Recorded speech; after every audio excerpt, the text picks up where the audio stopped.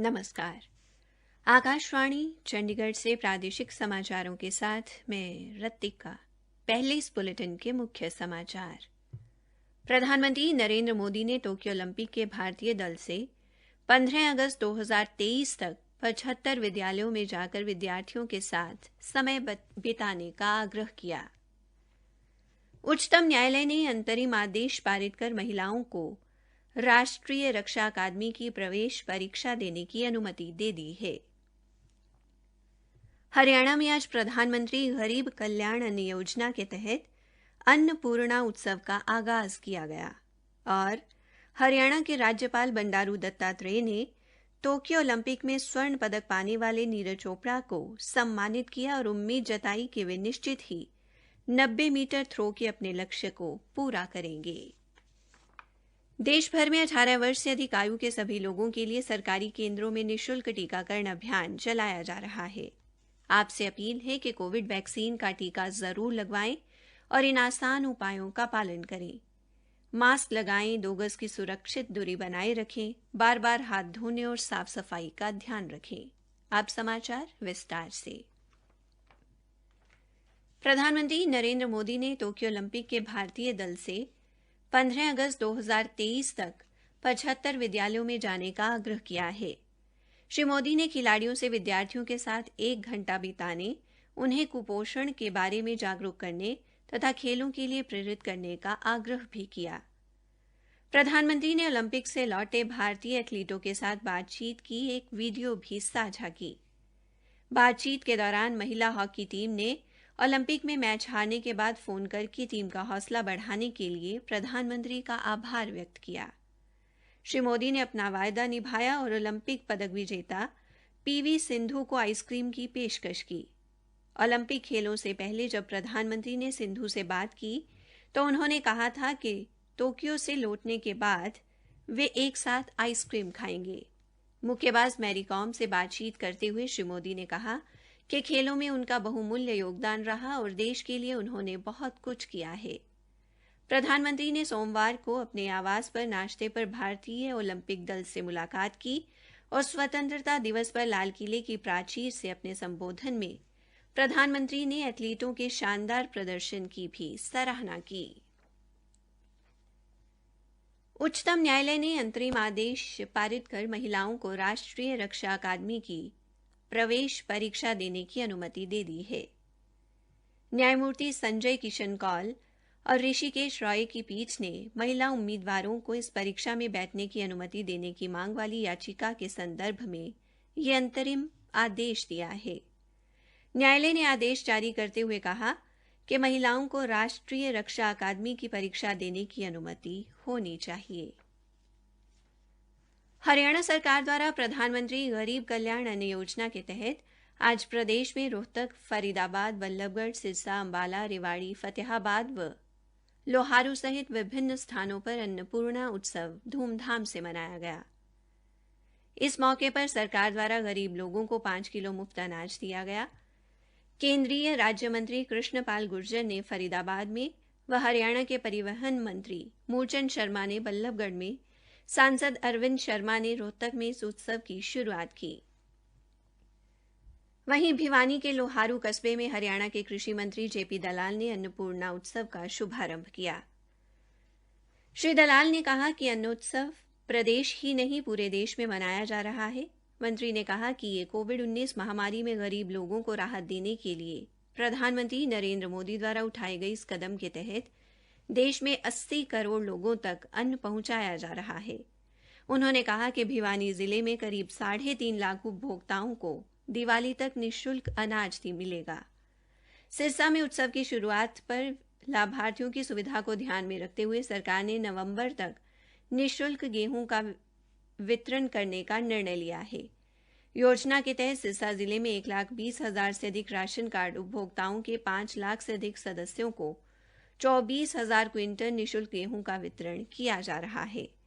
अंबाला में गृह मंत्री अनिल विज ने इस मौके पर कहा कि अंबाला जिले में 360 उचित मूल्य की दुकानों पर यह राशन वितरण करने का कार्य किया जाएगा।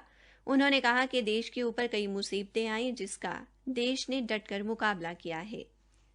बावल में सहकारिता मंत्री डॉ बनवारी लाल ने ज़रूरतमंदों को राशन वितरण कर इस उत्सव का शुभारंभ किया। इस दौरान बीजेपी के जिला अध्यक्ष श्याम सुंदर सभरवाल भी उपस्थित रहे।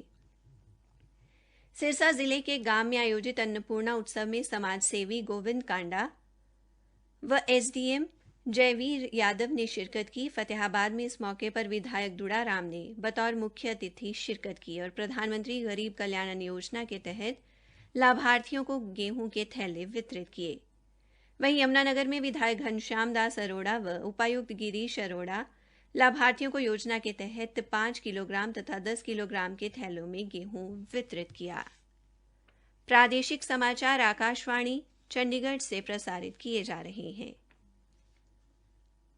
हरियाणा के राज्यपाल बंडारू दत्तात्रेय ने आज नीरज चोपड़ा को भगवान तिरुपति बालाजी की मूर्ति व शॉल भेंट कर सम्मानित किया और उन्हें सदैव आगे बढ़ने का आशीर्वाद दिया।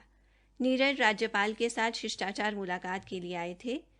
इस अवसर पर खेल विभाग के प्रधान सचिव ए.के. सिंह, राज्यपाल के सचिव अतुल द्विवेदी, पानीपत के उपायुक्त सुशील सारवान, खेल विभाग के निदेशक पंकज नैन, नीरज के चाचा भीम चोपड़ा और अन्य गणमान्य व्यक्ति उपस्थित रहे।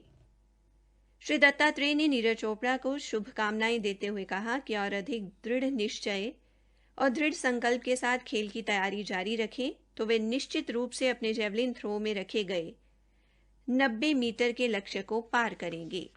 इस मौके पर नीरज ने राज्यपाल के साथ भी अपने खेल एवं तैयारियों का अनुभव साझा किया। नीरज ने कहा कि प्रधानमंत्री नरेंद्र मोदी ने जो प्यार और आशीर्वाद दिया, ये उन्हें सदैव याद रहेगा। इसी प्रेरणा के साथ वे आगे बढ़ेंगे।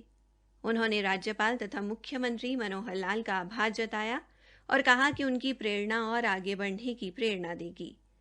उन्होंने कहा कि अभी तक प्रदेश सरकार व भारतीय सेना द्वारा प्रदान की गई सुविधाओं से ही वे आगे बढ़ पाए हैं।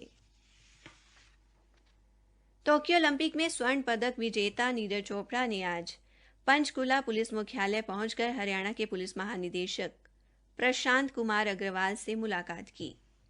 पुलिस महानिदेशक ने हरियाणा पुलिस की तरफ से नीरज चोपड़ा का स्वागत करते हुए उनकी शानदार उपलब्धि और देश को गौरवान्वित करने के लिए बधाई दी।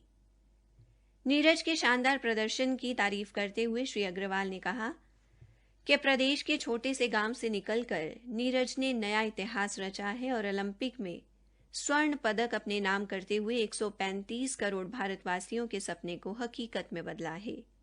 उनका उत्कृष्ट प्रदर्शन युवा पीढ़ी को आगे आने और खेल के क्षेत्र में उत्कृष्टता हासिल करने के लिए प्रेरित करेगा। इस अवसर पर पुलिस के कई वरिष्ठ अधिकारी भी उपस्थित रहे। पंचकुला स्थित हरियाणा की विशेष सीबीआई अदालत में चल रहे रणजीत सिंह हत्या मामले में आगामी सुनवाई 26 अगस्त को होगी। आज की सुनवाई के दौरान बचाव पक्ष ने सीबीआई अदालत में आखिरी बहस के सभी दस्तावेज जमा किए। गुरमीत, राम रहीम और कृष्णलाल 26 अगस्त को वीडियो कॉन्फ्रेंस के जरिए पेश होंगे, जबकि आरोपी जसवीर, सबदिल और अवतार को प्रत्यक्ष रूप से पेश होने को कहा गया है। इस मामले में कुल 6 आरोपी थे, जिनमें से एक आरोपी इंद्रसेन की मौत हो चुकी है। काबिले जिक्र है कि बाबा राम रहीम पर डेरा प्रबंधक रणजीत सिंह की हत्या का आरोप है। अफगानिस्तान से छात्रों के एक प्रतिनिधि मंडल ने आज रोहतक में उप मुख्यमंत्री दुष्यंत चौटाला से मुलाकात की। उप मुख्यमंत्री ने अफगानिस्तान के मौजूदा हालात के बीच हरियाणा में पढ़ने वाले अफगानी छात्रों की परेशानियों को लेकर हर संभव मदद करने का भरोसा दिलाया। उन्होंने कहा कि अफगानी विद्यार्थियों को परेशानी नहीं आने दी जाएगी। राज्य सरकार द्वारा इनके लिए रहने व खाने का इंतजाम तुरंत करवा दिया जाएगा। इस प्रतिनिधि मंडल की अगुवाई भारतीय राष्ट्रीय छात्र संगठन इनसो के राष्ट्रीय अध्यक्ष प्रदीप देशवाल ने की। अंत में मुख्य समाचार एक बार फिर। प्रधानमंत्री नरेंद्र मोदी ने टोक्यो ओलंपिक के भारतीय दल से 15 अगस्त 2023 तक 75 विद्यालयों में जाकर विद्यार्थियों के साथ समय बिताने का आग्रह किया। उच्चतम न्यायालय ने अंतरिम आदेश पारित कर महिलाओं को राष्ट्रीय रक्षा अकादमी की प्रवेश परीक्षा देने की अनुमति दे दी है।